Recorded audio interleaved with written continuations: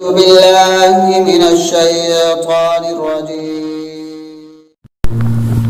الحمد لله رب العالمين والصلاة والسلام على أشرف الأنبياء والمرسلين نبینا محمد اما بعد. محترم سامعین و سامعات، السلام علیکم ورحمۃ اللہ وبرکاتہ. آج کے آڈیو میں میں تراویح کے بارے میں عرض کروں گا کہ تراویح کی نماز کتنی رکعت پڑھنی چاہیے، 8 رکعت یا 20 رکعت. کیونکہ ایک بھائی نے طارق مسعود صاحب کا ویڈیو بھیجا، اس میں بیان کیا ہے طارق مسعود صاحب نے کہ 20 رکعت سے کم تراویح کی نماز نہیں پڑھنی چاہیے،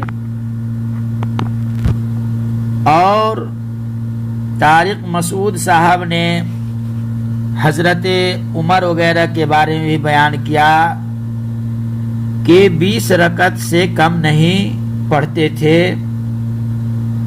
اور انہوں نے حجاز، شام، حرمین کا بھی ذکر کیا ہے.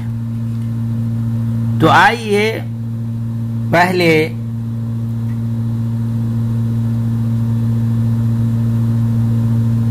رکعت تراویح سے متعلق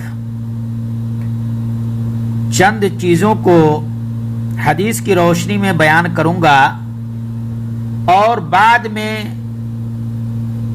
طارق مسعود صاحب کے نقاط کو آخر میں انشاءاللہ ذکر کیا جائے گا. محترم سامعین، رکعت تراویح کے سلسلے میں سنت ثابتہ اور افضل یہی ہے کہ نماز تراویح وتر کے ساتھ 11 رکعت پڑھی جائے. حضرت عائشہ رضی اللہ عنہا کی اس حدیث کی بنا پر واضح رہے کہ آپ رسول اللہ صلی اللہ علیہ وسلم کی رات کی نماز کو تمام لوگوں سے زیادہ جانتی تھیں.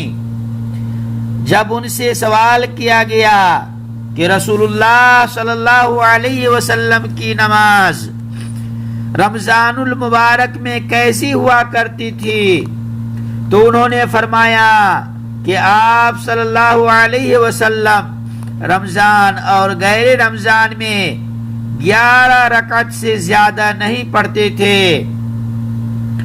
دیکھیے صحیح بخاری حدیث نمبر 1147، صحیح مسلم حدیث نمبر 738. یہ کون بیان کر رہی ہے؟ حضرت عائشہ رضی اللہ تعالی عنہا، جو نبی کریم صلی اللہ علیہ وسلم کی زوجہ محترمہ ہے. محترم سامعین، حضرت سعید بن یزید کا بیان ہے کہ عمر بن خطاب رضی اللہ عنہ نے حضرت ابی بن کعب اور تمیم داری رضی اللہ عنہما کو حکم دیا کہ وہ لوگوں کو 11 رکعت پڑھائیں. دیکھیے طارق مسعود صاحب نے بیان کیا کہ حضرت عمر رضی اللہ تعالیٰ عنہ نے 20 رکعت تراویح پڑھائی، جبکہ حضرت عمر رضی اللہ تعالیٰ عنہ حضرت ابی بن کعب اور تمیم داری رضی اللہ عنہما کو حکم دیا کہ وہ لوگوں کو 11 رکعت نماز پڑھائیں. لیکن اگر کوئی شخص رمضان میں 11 رکعات سے زائد پڑھنا چاہے تو پڑھ سکتا ہے، کوئی حرج نہیں ہے. الحمدللہ،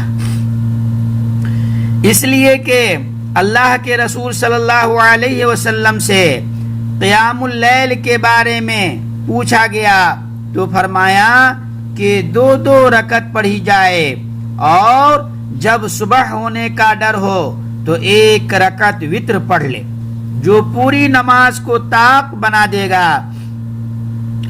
آپ صلی اللہ علیہ وسلم نے متعین تعداد میں رکعت بیان نہیں کی، نہ رمضان میں اور نہ ہی غیر رمضان میں، تو آپ نے کبھی 13 رکعت نماز پڑھی ہے۔ یہ حدیث اس بات پر دال ہے کہ رات کی نماز میں وسعت اور گنجائش ہے، کیونکہ یہ نفلی نماز ہے۔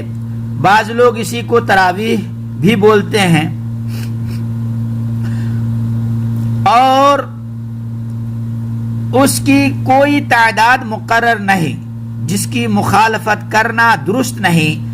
البتہ جو تعداد سنت سے ثابت ہے پابندی کے ساتھ اس کو اختیار کیا جائے، اور جس قدر نماز کی لمبائی لوگوں پر مشقت نہ بنے وہ افضل اور اکمل ہے۔ اس میں کوئی شک نہیں، یہ تعداد لوگوں کے لیے زیادہ آسان ہے، اور امام کے لیے رکوع، سجود، قرأت قرآن ٹھہر ٹھہر کر پڑھنے، قرآن میں غور و فکر کرنے اور ہر کام میں جلدی نہ کرنے میں زیادہ معاون اور مددگار ہے۔ دیکھیے کتاب الشرح الممتع جلد نمبر 4 صفحہ نمبر 70 سے لے کر 73 تک، صلاۃ اللیل لابن باز صفحہ نمبر 5۔ محترم سامعین، پتہ یہ چلا کہ 20 رکعت تراویح مقرر کر لینا آپ کے کسی صحابی سے اور نہ تابعی سے ثابت ہے۔ اس سلسلے میں جتنی روایتیں پیش کی جاتی ہیں سب ضعیف ہیں۔ دیکھیے صلاۃ التراویح للشیخ البانی رحمہ اللہ۔ بلکہ بعض حدیث میں یہ آتا ہے کہ اللہ کے نبی صلی اللہ علیہ وسلم جب تراویح کی نماز پڑھائے تو لوگ جو ہے بہت زیادہ جمع ہونے لگے۔ 2-3 روز جماعت کے ساتھ جو ہے تراویح کی نماز ہوئی۔ بعد میں اللہ کے نبی صلی اللہ علیہ وسلم نے چھوڑ دیا، اور اس ڈر سے کہ لوگوں پر، میری امت پر یہ تراویح کی نماز بھاری نہ ہو جائے، اور الگ الگ بھی پڑھنے لگے۔ بہت ساری حدیثیں ہیں اس کے بارے میں۔ اسی طریقے سے جو طارق مسعود صاحب نے کچھ نقاط کو ذکر کیا ہے اسے میں بیان کر رہا ہوں۔ نمبر 1، حضرت عمر رضی اللہ عنہ نے جب 20 رکعت تراویح شروع کی تو پورے خلفائے راشدین کے دور میں 20 رکعت سے کم نہیں تھا، جبکہ بالکل جھوٹ پر مبنی ہے۔ انہوں نے جھوٹ بولا، اور یہ بھی کہا کہ اس کے بارے میں ضعیف حدیث بھی نہیں ملتی ہے۔ یہ طارق مسعود صاحب کا قول ہے۔ نمبر 2، طارق مسعود صاحب نے حجاز اور شام اور حرمین شریفین کا بھی ذکر کیا ہے۔ نمبر 3، طارق مسعود صاحب کا کہنا ہے کہ سلفی حضرات بزرگ کو نہیں مانتے۔ جی صاحب، سلفی لوگ دین کے معاملے میں بزرگ کو نہیں مانتے، بلکہ کتاب اللہ اور سنت رسول کو اپناتے ہیں، اور نبی صلی اللہ علیہ وسلم ہمارے لیے نمونہ ہے، اور اہل سنت والجماعت موضوع اور ضعیف روایت پر عمل بھی نہیں کرتے ہیں۔ نمبر 4، طارق مسعود صاحب نے تواتر حدیث کے بارے میں بیان کیا، جبکہ ان کو پتہ ہونا چاہیے کہ اس کی تعریف اور اس کے اقسام اور شرائط کیا کیا ہیں، لیکن انہوں نے صرف تواتر کا رٹ لگایا ہے، جبکہ تواتر کے بارے میں علماء کرام نے 4 شرائط ذکر کی ہیں، جن میں سے میں 2 کو ذکر کر رہا ہوں۔ اسے بڑی تعداد، تواتر جو حدیث ہے اس کو جو ہے بیان کرنے والا بڑی تعداد میں ہو۔ نمبر 2، راویوں کی تعداد اتنی ہو کہ عام طور پر اس قدر عدد کا کسی جھوٹی خبر کے بارے میں متفق ہونا محال ہو۔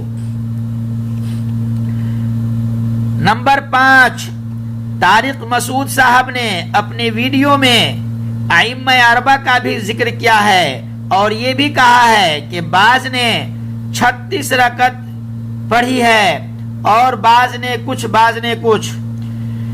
دیکھیے ائمہ اربع ہمارے اور آپ کے طرح سے انسان تھے، علم رکھنے والے لوگ تھے، لیکن ان کو سماعت کرنے میں غلط بھی ہو سکتا ہے.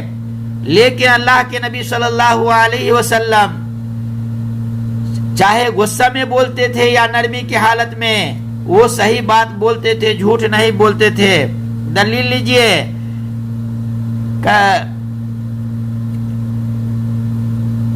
جو لوگ کہتے ہیں کہ ائمہ اربع کے بارے میں جھوٹی بات بانٹتے ہیں، ان کا یہ قول ہے اذا قلت قولا یخالف کتاب اللہ و سنت رسولی فاترکوا قولی. ائمہ اربع کہتے ہیں کہ اگر ہم لوگ کی بات اللہ کے نبی صلی اللہ علیہ وسلم قرآن و حدیث کے خلاف ہو تو میری بات کو چھوڑ دینا اور اللہ کے نبی صلی اللہ علیہ وسلم کی بات کو لے لینا. اللہ کے نبی صلی اللہ علیہ وسلم نے فرمایا من کذب علی متعمدا فلیتبوأ مقعدہ من النار. جو شخص اللہ کے نبی صلی اللہ علیہ وسلم کے اوپر جھوٹی بہتان لگائے، جھوٹی بات کرے، وہ اپنا ٹھکانہ جہنم میں بنا لے. جی طارق مسعود صاحب، آپ جو ہے ذرا سوچ سمجھ کر کے بولیے، جو بھی بولتے ہیں قرآن و حدیث کی روشنی میں بولیں. اللہ تبارک و تعالیٰ نے قرآن مجید کے اندر فرمایا لقد کان لکم فی رسول اللہ اسوۃ حسنہ.